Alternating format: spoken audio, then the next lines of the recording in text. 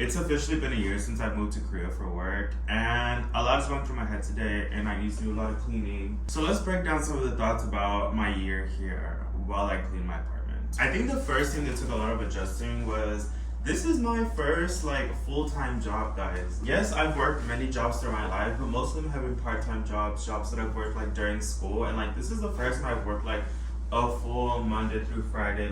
It's what my day consists of type of job. And not to say that I know it's kind of annoying sometimes for people to complain about working a job, because it's yeah, everyone has to work a job, but it is tough adjusting to it when the fact that moving to another country on top of getting adjusted to work culture and just the lifestyle of working and coming home and trying to find time for your hobbies and things like that was a lot to get adjusted to at first. And I feel for the first half, I would even say, I don't even want to say the first couple months, I was the first half of my time here, I was definitely neglecting a lot of my self-care. I wasn't taking care of myself because one, I was just busy working, and two, the times that the weekends that I would have off, I was going out a lot because it was just my way of trying to de-stress, but I was really neglecting a lot of my interests, my hobbies, because I wasn't able to find a balance, because I still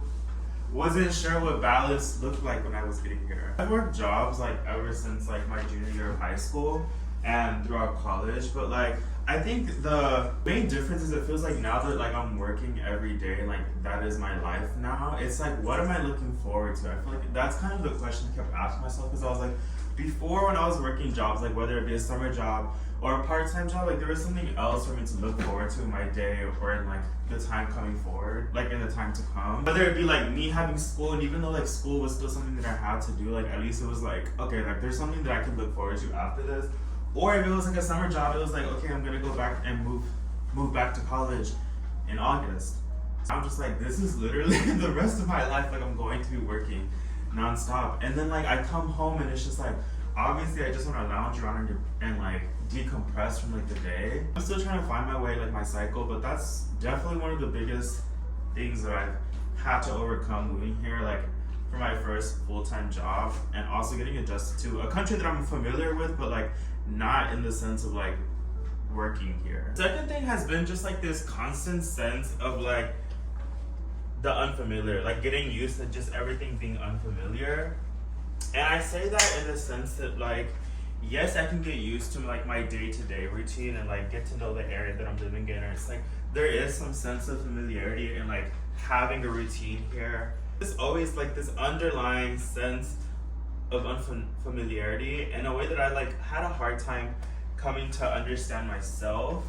And I think that's when I realized that the distance and being here was impacting me a lot more than I thought, because I always saw myself as a pretty independent person. I'm the first person in my entire family to go to college, and I went to college considerably far.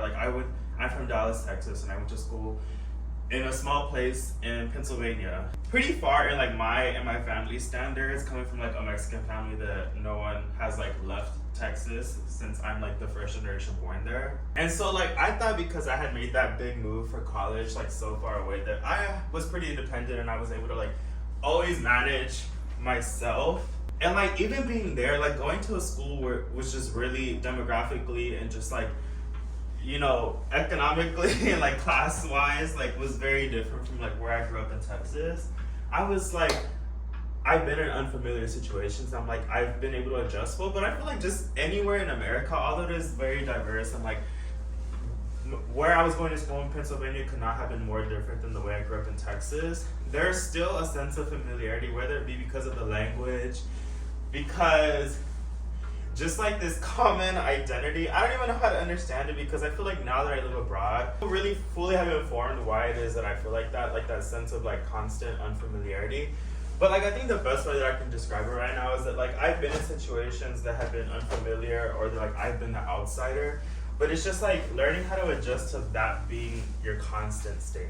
I'm consistently always going to be the outsider here, and I'm not saying that that's wrong or right, and there's nothing inherently wrong with it. It's just definitely a different experience than I was used to before, because I have been in situations where I was an outsider, even within my own country, in the US, or like when I go back home to visit family in Mexico. Like I've had experiences like that here and there of like being unfamiliar or like being the outsider, but when that's like your constant 24/7 every day, it definitely alters how you perceive your surroundings and how like you're engaging with the people around you and like how you navigate your day to day. It definitely like has, at least for me, played in my head a lot in terms of just like how I navigate my days basically. I think I'm also questioning a lot like, what does this phase of my life mean? What does it look like? What does the next phase of my life look like? Because I moved here and like I'm here as an English teacher, as many of you may know if you're coming from my TikTok, but like obviously being a teacher is not my life goal, and I don't think that it's a bad thing, because I know there is a very popular perception online, or at least on TikTok, where it's like, oh, if you're not passionate about teaching and you're moving here as a teacher, like that's wrong, like you don't care about the kids. And I'm like, you can do your job well and like still care about making sure these kids are getting a good education, and teaching and being in education still not being your passion. Like I don't think that either is inherently, like I don't think that that's inherently bad for you to move here as a teacher and not have like teaching as your end goal and like your passion in life. Like as long as you're doing your job well and you're making sure that you're taking these kids' education seriously, I think that that is good enough. But aside from that, like I know that I don't want to teach for the rest of my life, and like I guess now that I've just hit the year mark and I have re-signed another year with my school, because I realized that I didn't do as much planning as I thought I would in my first year, because there's just so many things to get adjusted to. And it's like, you know, I wasn't happy with my living situation, so like getting that sorted out first. I feel like I wasn't even in the space to be able to like start planning for bigger things if I wasn't even comfortable with like the situation that I was currently in. And like now that one thing has changed for the better, which is getting to a much nicer place, and a place that I'm genuinely happy like being in. Like today is my first day of my summer vacation. It's Saturday, and I have all of next week off, and I plan on doing almost nothing. Partly because I'm broke, but partly because like I have like that's what I wanted from the beginning, is like a place that I genuinely love, because like I want to be able to be a homebody and stay home. Part of the reason I was always out before is because one, my room was very tiny and it had mold, so like I hated being home because like it just didn't feel good. Like I didn't want to be lounging around. Like I would have rather done anything else, which is why I was always out of the house spending money. The last thing I have to say while I'm reflecting on my year here is that I really need to take investing in myself seriously, and I mean that when it comes to any hobby or just like things that I genuinely enjoy, that I want to see myself grow in. But like I'm my biggest enemy or something like that, right? Like for example, I enjoy dancing, and like I go to dance classes rarely, ever so often, only whenever I'm like in a manic episode, or I'm like, oh my gosh, like I'm so motivated, I need to go, and I'll book like 5 classes but I only end up going to like 1 or something because like I'd be hungover or something. But like just taking myself more seriously and like trying to like be more consistent, and knowing that like I don't have to be at 100% every time that I show up for myself. Like I can show up for myself 25%, as long as I showed up for myself that day and worked a little bit towards what makes me happy and goals that I want to see fulfilled. And that also goes for things like work and social media and stuff like that. Like I've done YouTube for so long, and like I know if you're looking at this video, and I have like 3 videos, but I've had multiple channels like over the span of like 12 years. I've been doing YouTube with my cousin since I was like 13 or like 10. I was like very young, and we would just like make silly little YouTube videos. And then like throughout middle school and high school, I did lots of videos. During college, I made a lot more, like specifically K-pop reaction videos. I forgot that whenever I was doing YouTube videos, just like making them for fun, like they didn't really have a purpose. I enjoyed the process so much of like filming videos, specifically editing them. And I'm like, I feel like I have to start everything at 100%, which is why I put off like making a YouTube video again for so long. Which is why today I was like, well, I'm gonna clean here, and I've had a lot on my mind. So I'm like, why not make this video?